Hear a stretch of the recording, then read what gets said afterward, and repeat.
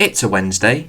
It's time for another pre-race review. Hello, my name is Alex Does F1 Stuff and welcome to a pre-race review for round number 5 for the 70th anniversary Grand Prix around the track of Silverstone. Like I said in the little intro-y bit there, it is currently Wednesday. It is 9:30 in the morning and I'm not entirely sure what's going to happen this weekend. So if we just take a quick look at the championship graphs, I suppose, just to recap what happened just a couple of days ago, actually. I was about to say last week, but it's only just a few days.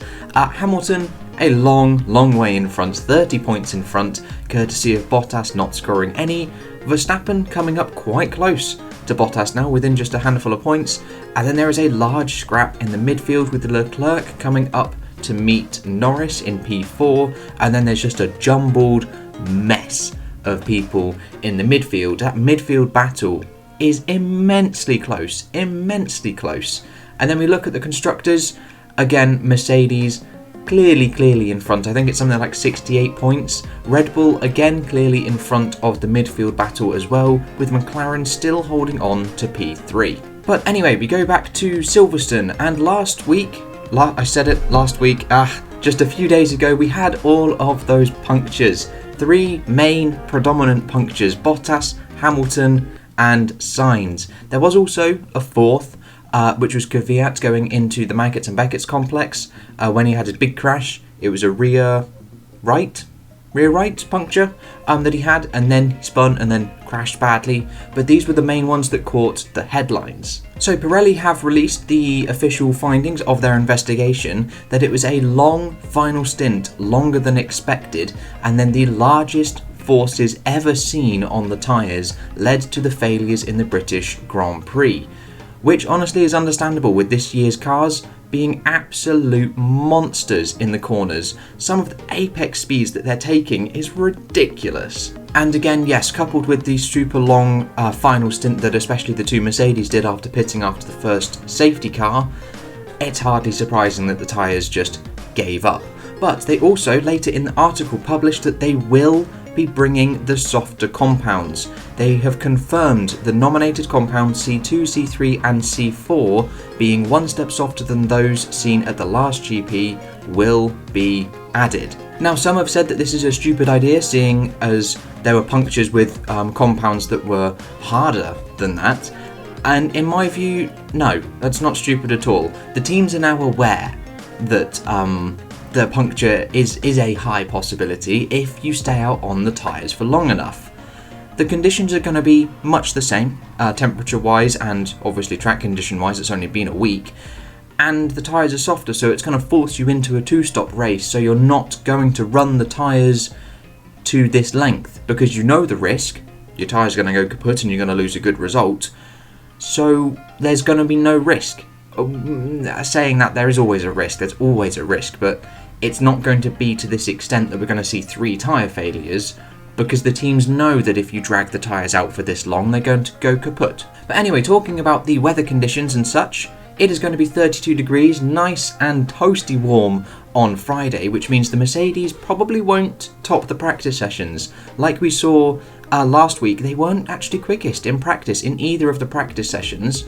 However, it cools down significantly on the Saturday, and then it cools down even more on the Sunday, which is annoying because the Mercedes works better in the cooler conditions, so it's probably going to be a Mercedes victory again, which is a shame. Whereas if it stayed 32 degrees and their cars weren't that happy in the heat, we could have actually had a decent race. But talking about Mercedes, I suppose, it should be their race to lose. I feel that's going to be the sentiment for pretty much every single race this year. It's going to be Mercedes' race to lose. Looking at how strong they were last week, it was going to be an easy 1-2. Looking at it, they pulled a nice 10-15 second gap to Verstappen. Then the safety car came out, bunched up, pulled another 10-15 second gap. Then they were trading fastest laps a lot, and then Bottas's tyre went boom, and then Hamilton's tyre went boom. if that hadn't happened, if they hadn't have been trading fastest laps, it would have been just an easy cruise home 1-2, and we'd have been complaining that it was a boring race. So yes, I feel that it is Mercedes' race to lose once again, and now that they know the tyres are going to go kaput if they stay out on them long enough, they're going to behave, and they're going to get a boring 1-2.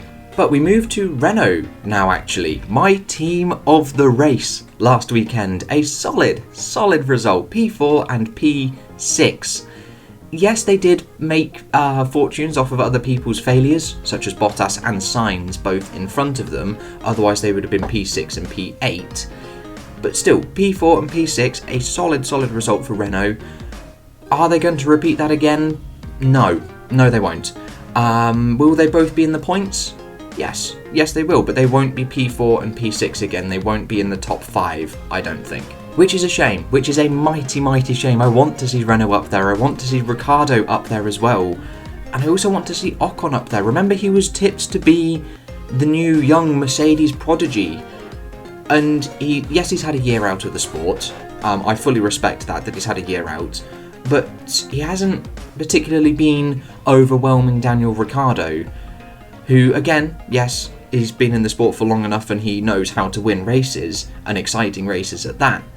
But I was at least expecting a little squidge better from Ocon. But the big talking point, Red Bull, mainly Alex Albon. I think Christian Horner said it best. He needs a, quote, boring, end quote, race. He does. He really does. He just needs an uneventful, incident-free weekend. That's all he needs. He doesn't need to get a crash in practice. That was completely just unnecessary. He doesn't need to bump into Magnussen and punt him off the track and get a penalty. He just needs to have a boring race. And then people, honestly, they'll probably just forget.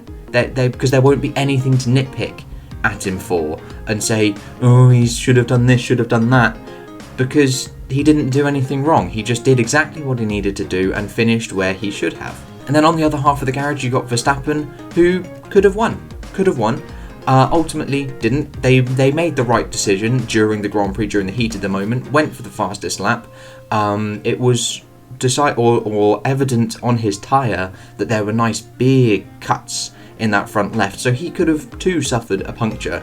It was the correct call to bring him into the pits to go for the fastest lap. Do I think they've got the pace to take on Mercedes? No, and I believe they don't believe that either. They're happy, I suppose, being second best. To a car, to that Mercedes, yeah, you'd be happy being second best. But obviously overcoming it would be really nice, but I don't think they will. And then to a team of what could have been. Sainz comfortably running P4, and then tyre, boom. It would have been what Renault had, actually, a P4 and a P6 or a P4 and P7 or something like that for McLaren. It would have been a solid race and solidified them further in P3 and really helped to propel Carlos Sainz up into the battle to be closer to Lando Norris. But again, that's motorsport, things happen like that. What's going to happen this week? Much the same. I think they may just finish in the top 5, to be honest, if Racing Point have a bit of a shit weekend, which again they might just do, because where were they this weekend? Nowhere. But I do feel that Sainz is again going to outrace Norris this time, as he's definitely got the bit between his teeth. He needs a good result. It was like 2019, he just had a bad start and then just propelled himself into loads of P5s, P6s, loads of smooth operations, and he did really well. It just took him a couple of races to get there. And then to Ferrari. Ferrari, they were quick. They actually had a decent weekend, not gonna lie. For a car that's an absolute dog to drive and doesn't look fun, Charles Leclerc got a podium. P4 on the grid in qualifying, and then P3 in the race. Not bad in the slightest. They have stripped away a lot of the downforce. A lot of it. It's just gone. It's disappeared. So they are quite quick in the straight line, but that's because they've got no grip, which is probably why Vettel is complaining so much and not having a fun time in the car. He was also complaining about the loose thing in his pedals. I don't know. He just doesn't seem happy anymore. He doesn't seem happy in Formula 1. On the radio afterwards, he just sounded so defeated. There was a video, I also tweeted about it as well, but there was a video that F1 released where he just sounded so sad and just kind of done with the sport, really. We'll just have to wait and see if this Aston Martin deal actually goes through. Allegedly it was actually going to go through, and I think Racing Point are actually up next, but allegedly the Aston Martin deal was going to go through this weekend and be announced, but they didn't, as Perez wasn't racing, and they felt it would have been too harsh to announce his replacement whilst he's not even racing at the Grand Prix. But anyway, talking about Racing Point, yeah, they were crap, weren't they? They were a bit shit. Had a dreadful race. Only just scraped through into Q3, sorry, on the medium tyres, admittedly, but only just getting through.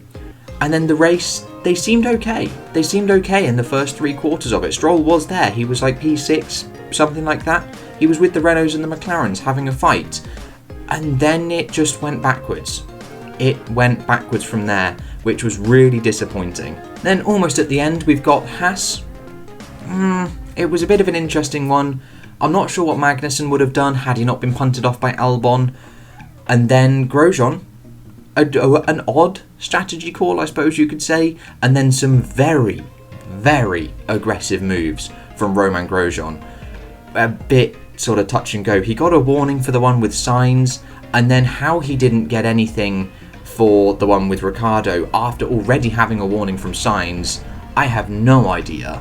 That definitely should have been a penalty after previously having a warning. By all means, give him a warning for the first one, but then if he does pretty much the same thing again, what's the point? What's the point in having the warning system? And then AlphaTauri. That was a decent race, a very strong race. Probably the drive of the day had Lewis Hamilton not had his puncture on the last lap and won the race with 3 tyres.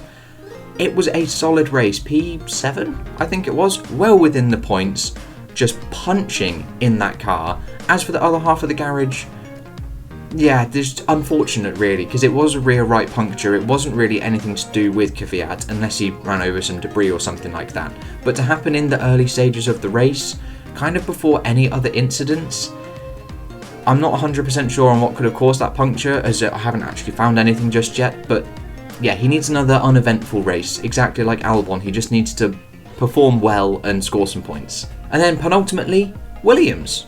Williams were okay, and they've even said they were okay. Definitely Q2 potential once again. The tyres are softer, but they were happily into Q2. This time I think they were P13 at the end of Q1. So yeah, there's no reason at all why they can't get in. Latifi definitely needs to close that gap to Russell though.